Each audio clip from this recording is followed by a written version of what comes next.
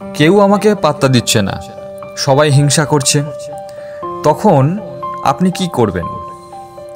জীবনে একটা সময় আসে যখন মনে হয় কেউ আমাকে গুরুত্ব দিচ্ছে না, সবাই আমাকে ছোট করছে, আর কিছু মানুষ তো শুধু হিংসাই করে চলেছে। তখন নিজের ভেতরে একটা অদৃশ্য লড়াই শুরু হয়। আমি কি সত্যি অযোগ্য? আমি কি সত্যিই কিছু করতে পারবো না? তাই আমরা আজকে কিছু পয়েন্ট নিয়ে আলোচনা করব, যে পয়েন্টগুলো হয়তো আপনাদের জীবনে কাজে লাগবে। আসলে এই পয়েন্টগুলো প্রত্যেকের জীবনেই কাজে লেগে থাকে। যারা সঠিকভাবে ব্যবহার করতে পারে তাদের সবারই এই জীবনেটা কাজে লেগে থাকে।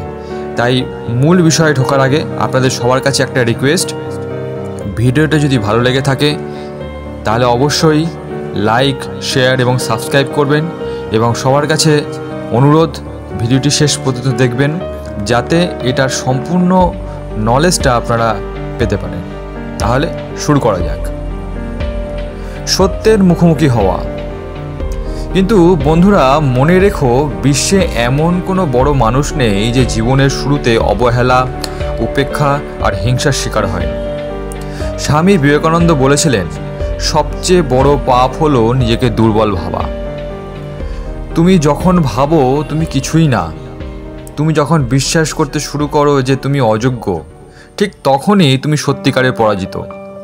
তাই প্রথম কাজ হলো নিজেকে বিশ্বাস করা, নিজের ক্ষমতা আর স্বপ্নের প্রতি আস্থা রাখা। 2 নম্বর পয়েন্ট, হিংসা কাদের হয়? বন্ধু, হিংসা হয় কাদের প্রতি জানো? যারা কিছু করছে, যারা এগিয়ে যাচ্ছে, যাদের মধ্যে সম্ভাবনা আছে, যাদের ভিতরে আলো থাকে, তারাই সবচেয়ে বেশি সমালোচনার লক্ষ্য হয়। স্বামী বিবেকানন্দ বলেছিলেন, তুমি যদি সত্যের পথে থাকো তবে তোমার বিরুদ্ধে হাজারো মানুষ কথা বলবে, কারণ সত্য সবসময় অল্প সংখ্যক লোকের সঙ্গেই থাকে। তাই কেউ যদি তোমার বিরুদ্ধে কথা বলে, তোমার পিছনে কথা বলে, তোমার সাফল্যে হিংসা করে, জেনে রেখো তুমি ঠিক পথেই চলেছ। 3 নম্বর পয়েন্ট, কাজের মাধ্যমে জবাব দাও। তুমি তাদের কথার জবাব দিতে পারো না, তোমার একমাত্র জবাব হবে তুমি সফল হবে।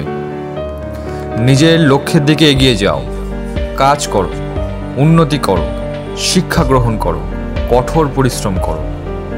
স্বামী বিবেকানন্দ বলেছেন, ওঠো, জাগো এবং লক্ষ্যে না পৌঁছানো পর্যন্ত থেমো না। হ্যাঁ বন্ধুরা, তোমার কাজই হবে তাদের চোখে প্রমাণ করা তুমি কি করতে পারো। 4 নম্বর পয়েন্ট, নিজেকে ভালোবাসো, নিজেকে সময় দাও, নিজের প্রতি ভালোবাসা দেখাও। ধ্যান করো, বই পড়ো, শারীরিক ও মানসিক শক্তি তৈরি করো। স্বামীজির আরও একটা কথা মনে রেখো, নিজের প্রতি বিশ্বাস রাখো। সমস্ত শক্তি তোমার ভেতরেই আছে, তুমি পারবে, তুমি পারবে, তুমি জয়ী হবে। তুমি একদিন এমন জায়গায় পৌঁছাবে যেখানে আজ তারা তোমার বিরুদ্ধে কথা বলছে, তারাই তোমার প্রশংসা করবে। তাই আজ থেকে আর কোনো কষ্ট নয়, আর কোনো অভিযোগ নয়, শুধু কাজ, উন্নতি আর নিজের স্বপ্নের পিছনে ছোটা। নিজেকে বলো, আমি থামবো না, আমি হার মানব না, আমি নিজের স্বপ্ন পূরণের জন্য লড়াই করব, যতদিন না জিতছি। তাই এই অদ্ভুত ধরনের মানসিক অবস্থাটা থেকে লড়াই করার জন্য উপরোক্ত সবগুলো তথ্যই হচ্ছে গুরুত্বপূর্ণ। আপনি যদি উপরোক্ত সমস্ত তথ্যগুলোকে নিজের সঙ্গে যুক্ত করতে পারেন, তাহলে দেখবেন এই সমস্যা থেকে আপনি কিছুটা রেহাই পাচ্ছেন। তাই লাস্টে সবাইকে একটাই অনুরোধ, ভিডিওটি ভালো লাগলে লাইক, শেয়ার এবং সাবস্ক্রাইব করবেন। ভালো লাগলে পাশে থাকা বেল আইকনটি প্রেস করবেন, এবং দেখা হচ্ছে পরবর্তী ভিডিওতে। আজকের মতো বিদায় সবাইকে, নমস্কার, ধন্যবাদ।